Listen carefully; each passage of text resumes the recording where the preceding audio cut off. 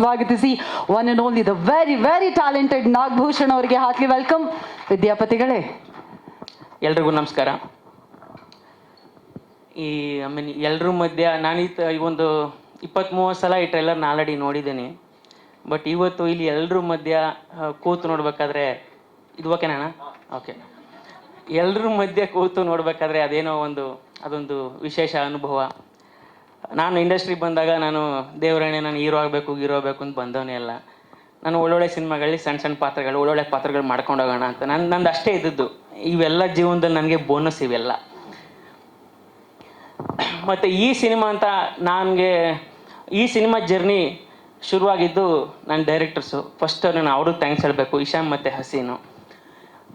ಲಾಕ್ಡೌನಲ್ಲಿ ಎಲ್ಲರೂ ಏನಪ್ಪ ಮಾಡೋದು ಅನ್ನುವಾಗ ಒಂದು ಸ್ಕ್ರಿಪ್ಟ್ ಬರೆದು ನನಗೆ ಮೇಲ್ ಮಾಡಿದ್ರು, ನೋಡಿ ನಿಮ್ಗೆ ಇದು ಓಕೆ ಇದ್ದರೆ ನಾವು ಮಾಡೋಣ ಅಂತ. ಸೊ ಆಮೇಲೆ ನಾನು ಸ್ಕ್ರಿಪ್ಟ್ ಓದಿದೆ, ತುಂಬ ಚೆನ್ನಾಗಿತ್ತು, ಇದು ನಾವು ಮಾಡೋಣ ಅಂತ ಹೇಳಿ ಅವಾಗ ಮಾಡಿದ್ದು.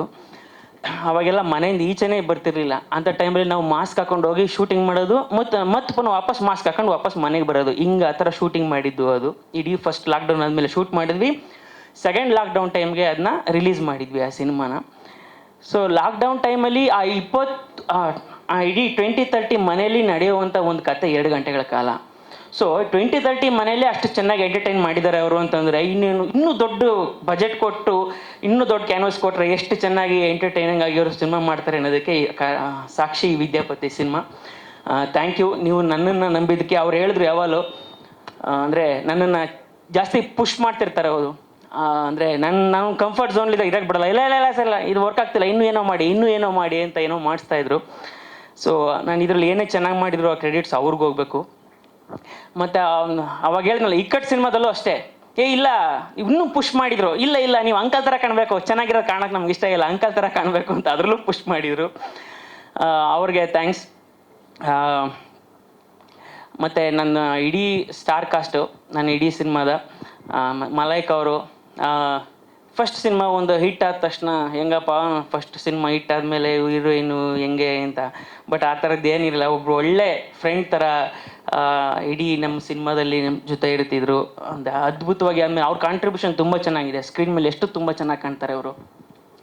ಮತ್ತು ನಮ್ಮ ಗಿರೀಶ್ ಜೆಟ್ಟಿ ಸರು ಮತ್ತು ಬಿಂದು ಮೇಡಮ್ ಅವ್ರದ್ದು ನಾನು ಬೆಂಗಳೂರು ಲಿಟ್ ಫೆಸ್ಟಲ್ಲಿ ಬೆಂಗಳೂರು ಫಿಲ್ಮ್ ಫೆಸ್ಟಲ್ಲಿ ನಾನು ಇದನ್ನು ನೋಡಿದ್ದೆ, ಪಡ್ಡಾಯಿ ಸಿನಿಮಾ ನೋಡಿದ್ದೆ ಫಸ್ಟು. ಆವಾಗಲೇ ತುಂಬ ವರ್ಷಗಳ ಹಿಂದೆ. ಆವಾಗಲೇ ಅಯ್ಯೋ ಇಷ್ಟು ಚೆನ್ನಾಗಿ ಮಾಡ್ತಾರಲ್ಲ ಆ್ಯಕ್ಟಿಂಗು ಅಂತ ನಾನು ದೇವರಾಣೆ.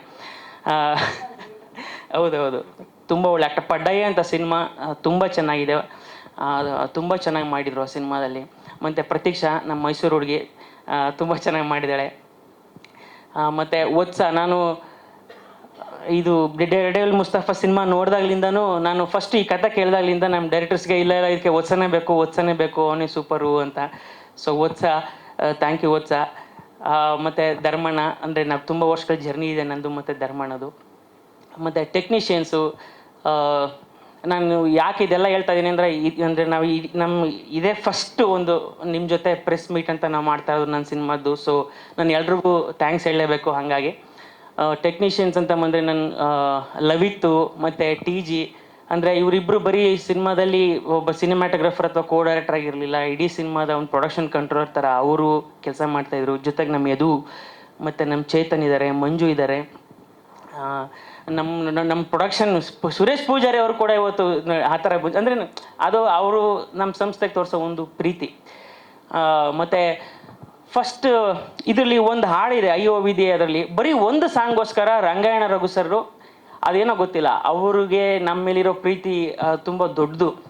ಬರೀ ಅದೊಂದು ಸಾಂಗ್ಗೋಸ್ಕರ 2 ದಿನ ಬಂದು ಶೂಟ್ ಮಾಡಿಕೊಟ್ಟು ಹೋದರು ರಂಗಾಯಣ ರಘು ಸರ್ರು. ಮತ್ತು ಅದಕ್ಕೆ ಜಗ್ಗೇಶ್ ಸರ್ರು ಅದಕ್ಕೆ ಹಾಡಿದ್ದಾರೆ. ಮತ್ತು ನನ್ನ ಸಿನಿಮಾದ ಟೆಕ್ನಿಷಿಯನ್ಸ್ ಅಂತ ಹೇಳಿದಾಗ ಡಾಸ್ ಮೋಡು ನಮ್ಮ ಸಿನಿಮಾದ ಮ್ಯೂಸಿಕ್ ಡೈರೆಕ್ಟ್ರು. ಅಂದರೆ ಆ ಥೀಮ್ ಇದೆಯಲ್ಲ, ಟೀಮ್ ಅದನ್ನು ಎಷ್ಟು ಚೆನ್ನಾಗಿ ಕಂಪೋಸ್ ಮಾಡಿರೋ ಇಡೀ ಸಿನಿಮಾ ಅದು ಅಂದರೆ ಅದೇ ಮೋಡಲ್ಲಿ ಹೋಗುತ್ತೆ. ಥ್ಯಾಂಕ್ ಯು ಡಾಸ್. ಮತ್ತು ಇನ್ನೊಂದು ಸಾಂಗ್ ಕಂಪೋಸ್ ಮಾಡಿದ್ದಾರೆ ನವನೀತ್ ಅವರು. Thank you Navneet.